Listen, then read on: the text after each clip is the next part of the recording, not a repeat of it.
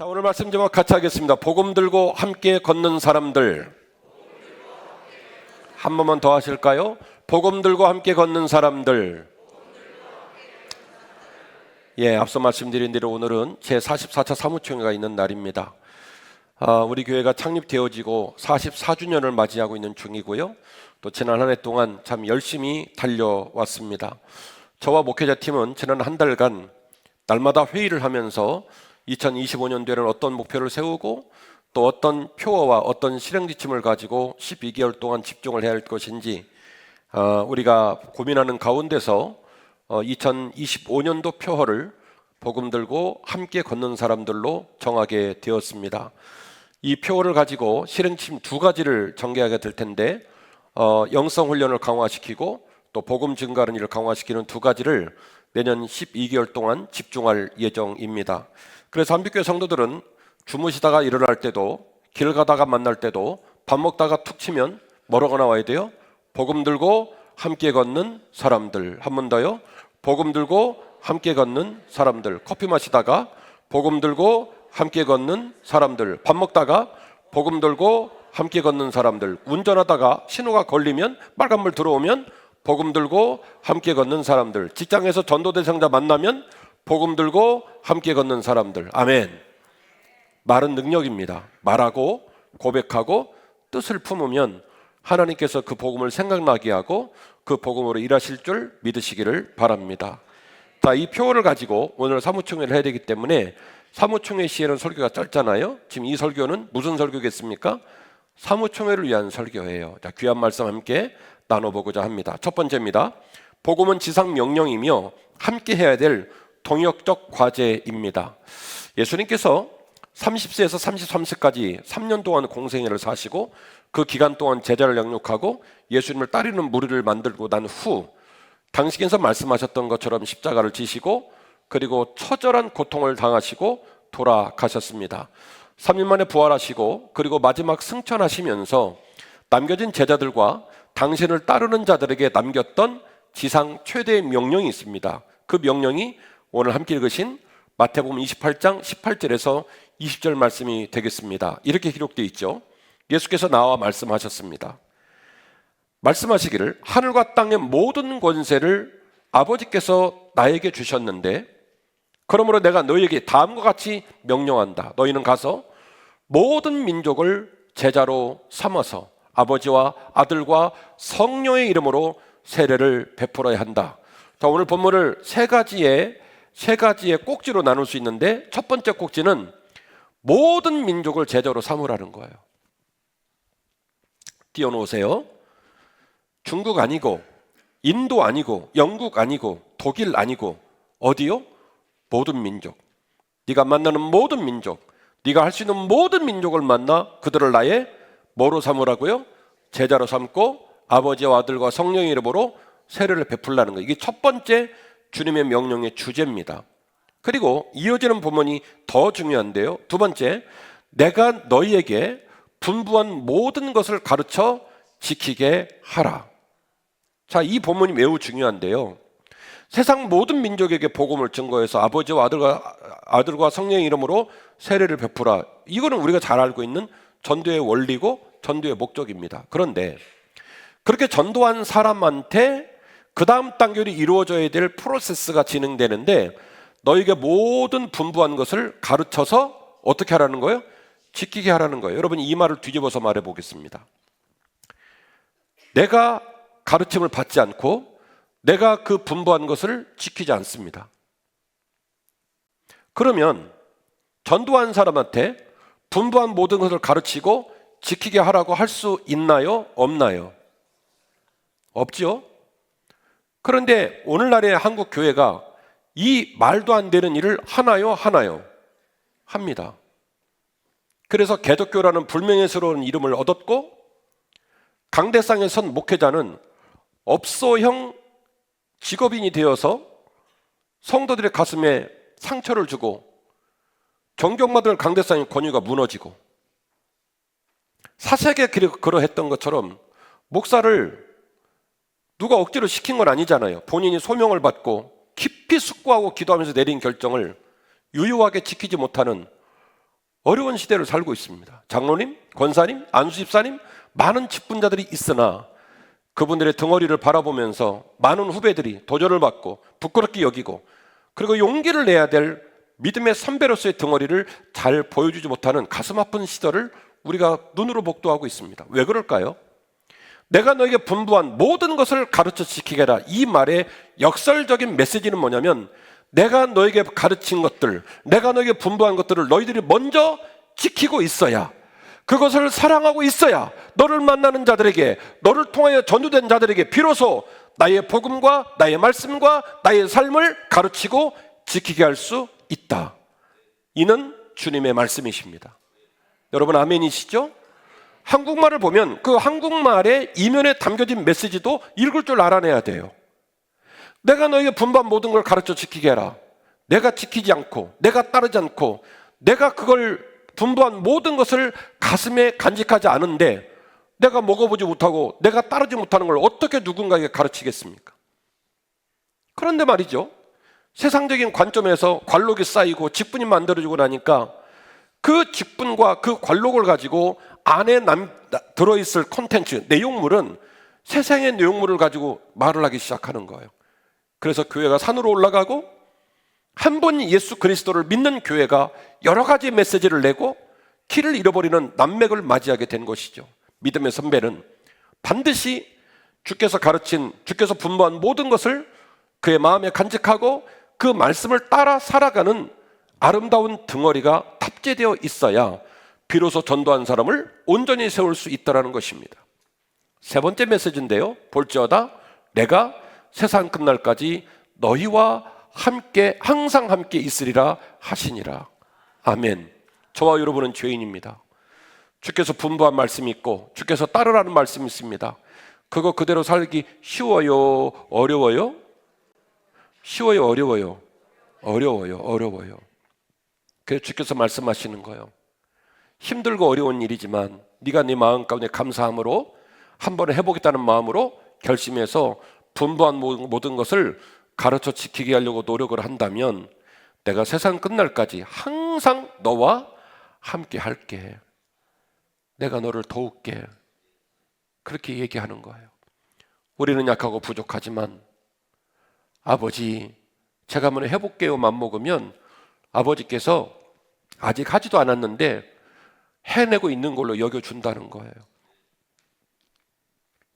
우리 둘째가 지난주에 그런 말을 했습니다.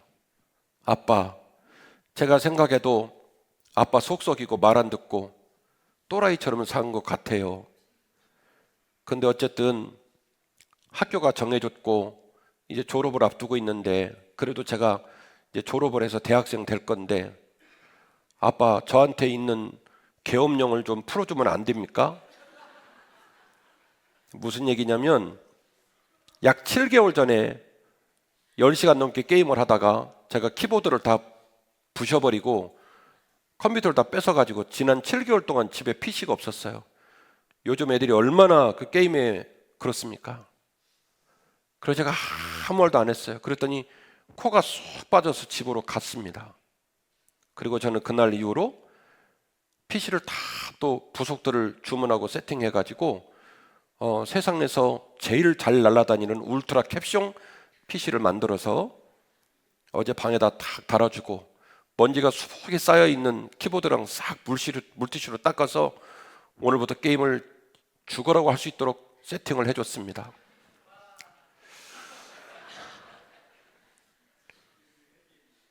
부모의 마음은 그런 겁니다. 아이가 실망하게 했고 아이가 속을 뒤집었고 여전히 그 아이는 다른 아이가 되진 않았지만 세월이 흘러가면서 아빠, 제가 한번 잘해볼게요. 옛날처럼은 안 살고 싶어요 라고 얘기하면 그 얘기를 믿어주는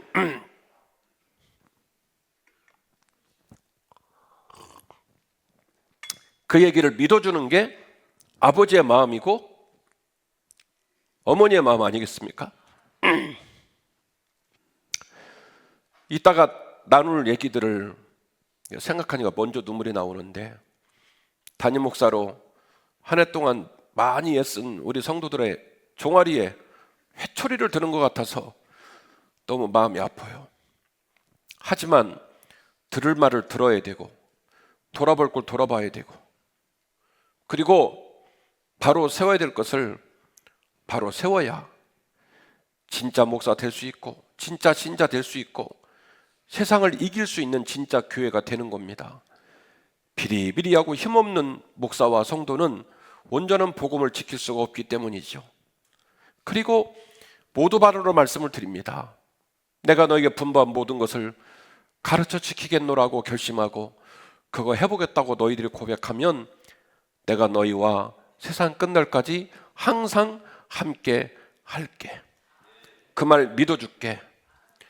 그 말이 열매를 맺을 수 있도록 내가 동행할게. 이는 주님의 약속이십니다. 우리가 약하고 부족하지만 그 부름 앞에 반응할 이유가 여기 있습니다. 우리가 혼자 가는 길은 외롭고 힘들지만 주님께서 함께 하시면 얼마든지 걸을만 합니다. 우리가 혼자 걸어가는 길은 대단히 고단하고 그리고 슬픈 길이지만 믿음의 동역자가 앞에서 끌고 뒤에서 밀고 함께하면 훨씬 수월하고 걸어볼만 합니다. 믿음의 길은 복음의 길은 혼자 걸어가는 것이 아니라 같이 걸어가는 길이기 때문에 그렇다는 것이죠. 마가복음 6장 7절 말씀인데요. 12제자를 부르사 둘씩 보내시며 더러운 귀신을 제하는 권능을 주셨다. 주님께서 지상 최대의 명령을 주님을 따르는 자들에게 주었으니 주님께서 제자를 직접 양육하실 때는 얼마나 더 했겠어요? 일정 기간이 지난 후에 주님께서는 훈련시킨 제자들을 전도단으로 파송을 합니다. 그 얘기가 마가복음 6장 7절 얘기인데요. 참 묘합니다. 주님께서 제자들을 파송하시면서 그들을 홀로 가지 않게 하고 어떻게 묶었냐면 둘씩 짝을 지어서 전도를 하게 했다는 거예요. 그 말이 무슨 얘기일까요? 전도는 혼자 하는 것이다, 같이 하는 것이다. 같이 하는 거라는 거예요. 전도를 하려는데 상대방이 막 쌍욕을 하고 물을 찌그러요. 그러니 얼마나 가슴이 벌렁벌렁해요. 근데 옆에서 허리에다 왼손을 탁 대고 집사님 힘내. 그 말 한마디면요 없던 힘이 나와요. 혼자 가면 외롭고 힘든데 같이 가면 해볼만 하거든요. 주께서 세상 어두운 곳에 당신의 제자를 파송하면서 그냥 홀로 보내지 않고 어떻게 보내냐면 둘씩 보낸 거예요. 챔버 오늘 6명이네요. 그럼 물어볼게요. 3명이 할 때가 재밌어요? 6명이 할 때가 재밌어요? 물어보잖아요. 소희자매는 아줌마 됐죠? 잘했어요. 신혼여행 잘 갔다 왔어요? 그러시고 딱 앉아있잖아요. 얼마나 이뻐요. 오늘 소희자매가 안 오면 옆에 우리 팀장님이 그러는 거예요. 장 집사님이 아이고 꼼실한 년 결혼은 지만 하나 이런단 말이에요. 그죠? 근데 자리를 딱 지켜주니까 얼마나 예쁘고 고마워요. 그쵸? 예쁘단 말이에요. 그래서 무엇을 하든지 배직장도 맞들어야 나아요. 주께서 파송하시면서 혼자 보내지 않고 어떻게 보냈다? 둘씩 묶어서 보냈다. 누가복음 10장 1절입니다. 그 후에 주께서 따로 70인을 세우사 친히 가시려는 각 동네와 각 지역으로 또 뭐라고 써있냐면 둘씩 앞서 보내셨다. 70명의 전도단을 맡으시고 야 니들이 알아서 해봐 그렇게 말씀하지 않고 또 어떻게 했냐면 둘씩 묶어가지고 전도단으로 보내게 되었다는 거예요. 우리 교회가 내년에 복음 들고 함께 걷는 사람들이라는 표어를 걸고 지금까지 해왔던 전도 방식에 대한 분석과 평가 또 어떤 기준과 방법을 채택하여 복음을 함께 전하며 걷게 될 것인지 이어지는 설교에서 말씀을 드릴 거예요. 차트가 다 마련돼 있고 분석한 자료에 의하여 강점과 약점을 분석하고 새로운 전도 방식들을 설립을 했습니다. 이어지는 설교에서 선포할 예정이고요. 그 길을 걸어가기 위하여 우리 성도들이 기본적으로 갖고 있어야 될 원리가 있는데 2025년도의 전도의 길은 전도 행전은 복음을 들고 함께 걷는 그 길은 무슨 말이 중요하냐면 복음이라는 단어도 중요한데 그 뒤에 붙어있는 함께도 중요해요. 그러니까 복음 니꼬르 함께라는 얘기예요. 복음은 혼자 들고 가는 게 아니라 어떻게 들고 가요? 함께. 그래서 툭 치면 뭐라고 한다고 그랬죠?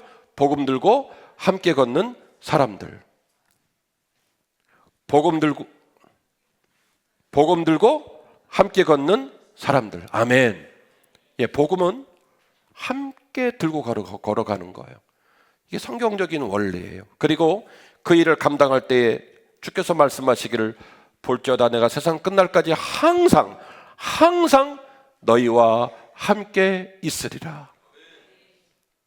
오늘 아침에 일부 예배를 준비하는데 벌써 PC가 있는 방에서 소리가 나요. 그 이른 아침 가봤더니 그분이 게임을 하고 계십니다. 제가 그랬죠. 너는 평상시에 자빠져 사는데 이 시간에는 뭐하니?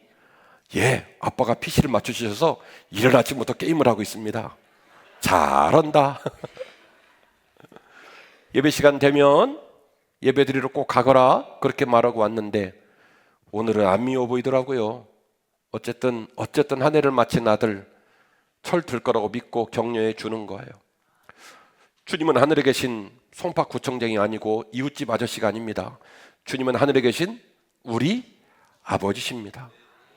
때로는 미운 짓도 많이 했고 부족하지만 말씀에 순종하고 말씀대로 살아보려고 마음을 먹을 때 주님은요 속아주시는 분이에요. 김 목사 알았어. 이 장로 알았다? 박 권사 알았어. 최 집사 알았어. 남궁 청년 알았어. 누가 그러신다고요? 우리 주님이 볼지어다 내가 세상 끝날까지 항상 너희와 함께 있을 것이다. 할렐루야. 그 말씀에 큰 위로를 받으시기를 주의 이름으로 축원합니다. 두 번째로 하나님이 이끄셨고 성도가 반응하여 기적이 이 땅에 임하는 줄 믿으시기를 바랍니다. 하나님은 지금도 우리를 이끌어 가십니다. 로마서 1장 16절 17절 복음에는 하나님의 의가 나타나서 믿음으로 믿음에 이르게 하나니 오직 의인은 믿음으로 말미암아 살리라. 복음에는 하나님의 의가 나타났다. 직역을 하면 하나님은 지금도 열심히 일하신다. 지금도 일하고 계세요. 하나님께서 우리를 위해 일하시고 교회를 위해 일하고 계시는 줄 믿으시기를 바랍니다. 그래서 그분의 일하심으로 어떤 사람은 없던 믿음이 생기고 믿음이 생긴 사람은 그 연약한 믿음에서 좀 더 강하고 좀 더 깊고 제자다운 믿음으로 성장해 가는 거예요. 그래서 믿음으로부터 이쪽이죠. 믿음으로부터 믿음에 이르게 하느니 오직 의인은 믿음으로 말미암아 살리라. 저와 여러분은 믿음으로 말미암아 살아야 될 줄로 믿습니다. 하나님이 이끌어 가시기 때문입니다. 하나님이 책임지기 때문입니다. 하나님이 격려하시기 때문입니다. 하나님이 우리에게 사명을 주시기 때문에 우리는 믿음으로 살아야 할 줄 믿으시기를 바랍니다. 그러므로 너희는 이렇게 기도하라. 하늘에 계신 우리 아버지여 이름이 거룩히 여김을 받으시오며 나라가 임하시오며 뜻이 하늘에서 이루어진 것 같이 땅에서도 이루어지이다. 이는 주께서 우리에게 주신 유일한 하나의 기도 주의 기도의 서문입니다. 주의 기도의 내용 중에 우리가 잊지 말아야 될 중요한 내용이 하나 있는데 하나님은요 우리의 인생의 목적과 우리의 영원한 소망을 새하늘과 새 땅에 두셨어요. 우리 원로 사모님처럼 개인적인 종말을 맞이하여 주님 품으로 가든지 역사적인 종말을 맞이하여 우리 모두가 주의 품에 거할 마지막 날의 소망을 우리에게 주셨지만 그러나 우리의 주님의 소망과 우리 하나님의 마음은 이 땅의 삶을 배제한 상태에서 새하늘과 새 땅에만 목적을 두고 있지 않더라는 거예요. 하나님의 뜻이 하늘에서 이루어진 것처럼 이 땅에서도 이루어지이다. 예수님이 등장한 그 땅, 예수님의 제자들이 등장한 그 땅, 예수님을 따르는 주의 백성들이 등장한 그 땅에 하나님의 나라가 임해야 한다는 거예요. 여러분 우리 세상에 어떤 소망이 있습니까? 인생은 원래 복잡하고 어려운 건 맞지만 제가 50대 중반인데 평생 살면서 지금처럼 혼란스러운 세상은 처음이에요. 처음. 저는 나라를 사랑합니다. 객관적 데이터에 따라서 할 얘기 많은 목사이지만 정치적인 이야기를 강대상에서 단 한 번도 언급을 못했던 이유는 우리에게 주어진 난맥 때문에 그래요. 서로의 입장이 다르고 서로가 생각하는 솔루션, 해법이 다르고 서로가 생각하는 올고돔이 다르기 때문에 그렇습니다. 못나서 나라를 사랑하지 않아서 할 말이 없어서 입 다무는 거 아니에요. 성도들에게도 교회에서 정치 얘기하지 말라는 이유도 마찬가지예요. 우리가 너무나 큰 갈등 가운데 울고 있기 때문에 교회에서라도 자제하라는 거예요. 왜요? 교회에서 자제하는 게 손해볼 것 같습니까? 집에서 겁나게 하잖아요. 직장에서 겁나게 하잖아요. 유튜브 틀어놓고 밤잠을 못 이루고 계속 유튜브 보시잖아요. 교회까지 와서 정책하지 말라는 거예요. 지금만큼 혼란한 때가 어디 있습니까? 학교가 멀쩡합니까? 가정이 멀쩡합니까? 나라가 멀쩡합니까? 직장이 멀쩡합니까? 남자가 멀쩡합니까? 여자가 멀쩡합니까? 아파요. 많이 아파요. 하나님 말씀하시는 거예요. 하나님의 나라는 이 땅을 배제한 상태에서 너희들이 사는 삶과 무관한 상태에서 저 하늘과 저 새 땅에 있는 게 아니라는 거예요. 최종적인 땅은 그 땅에 있지만 하나님 아버지를 만나고 주의 백성이 된 자들이 있는 이 땅, 하나님의 뜻이 하늘에서 이루어진 것처럼 이 땅에서도 이루어지이다.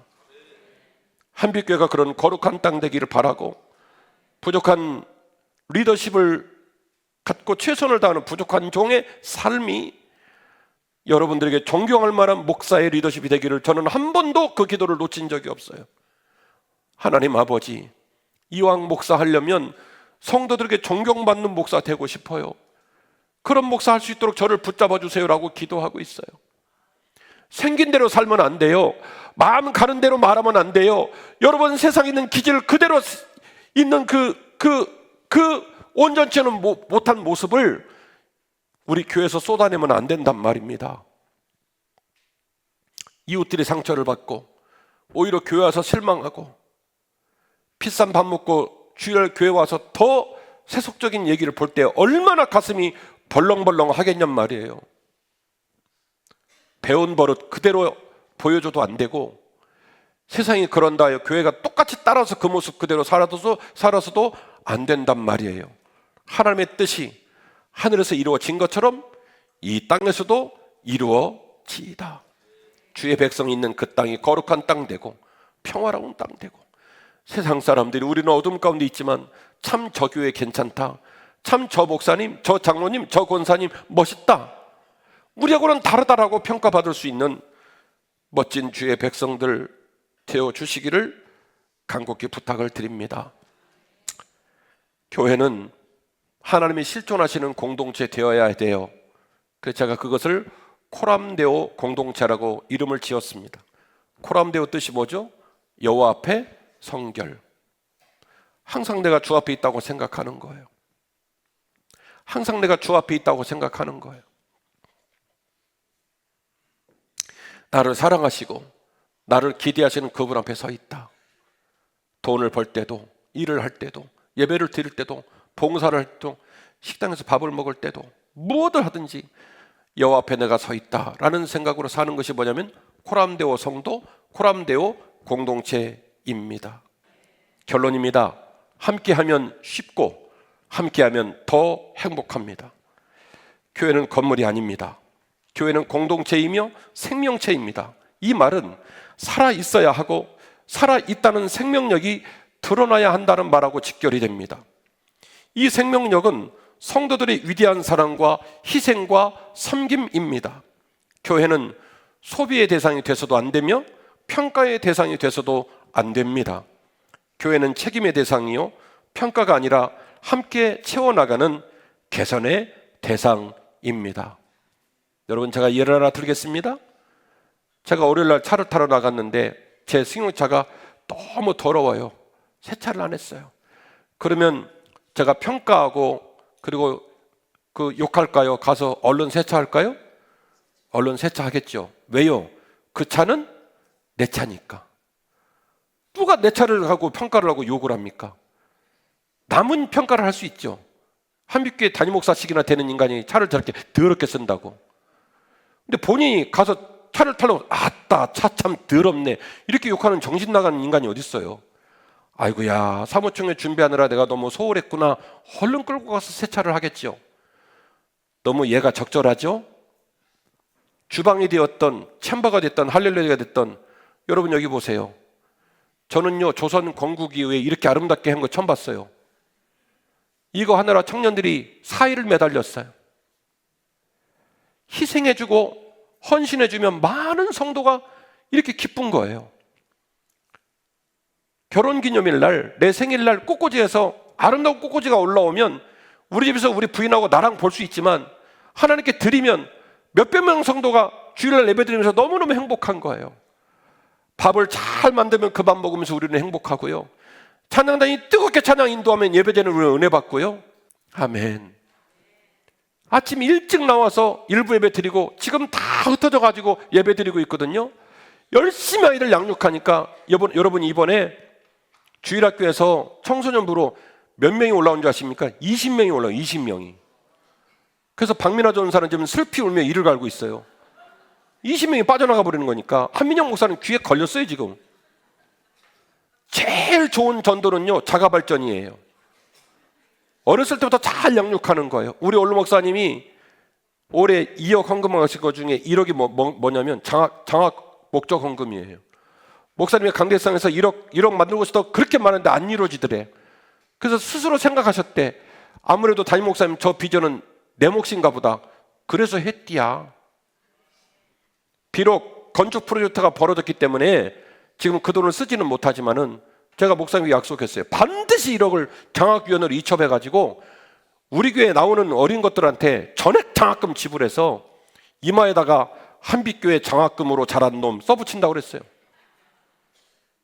그래서 주 안에서 길러내는 거예요. 이 모든 일들은 우리의 사명이고 우리의 기쁨이고 우리의 소망이에요. 함께 걸어가면 쉬워요. 함께 걸으면 행복해요. 그러나 혼자 가면 외롭습니다. 슬픕니다. 억울합니다. 그래서 여러분에게 제안합니다. 함께 걸어가 주십시오. 두 사람이 한 사람보다 나으면 그들이 수고함으로 좋은 상을 얻을 것임이라. 혹시 그들이 넘어지면 하나가 그 동물을 붙들어 일으키려니와 홀로 있어 넘어지고 붙들어 일으킬 자가 없는 자에게는 화가 있으리라. 또 두 사람이 함께 누우면 따뜻하거니와 한 사람이면 어찌 따뜻하랴. 한 사람이면 패하겠거니와 두 사람이면 맞설 수 있나니 세겹줄은 쉽게 끊어지지 아니하느니라. 이는 하나님의 말씀이십니다. 왜 겹줄은 쉽게 끊어지죠? 홀로 가는 것은 외롭죠. 그러나 함께 가면 행복합니다. 함께 가면 평안합니다. 세겹줄은 절대로 끊어지지 않습니다. 함께 걸어가 주십시오. 담임 목사와 지나칠 정도로 최선을 다하는 성도들의 일부의 헌신이 너무 외롭거나 상처로 끝나지 않도록 그들의 눈물을 헤아려 주시기를 바랍니다. 짧은 인생, 우리의 삶의 자리에서 뜻깊고 가치 있는 하나님의 나라를 위하여 우리 모두가 같은 마음으로 일어서 주시고 복음을 들고 함께 걸어가는 멋진 한빛 성도가 되어 주시기를 간곡히 부탁의 말씀을 드립니다. 자리에서 일어나실까요?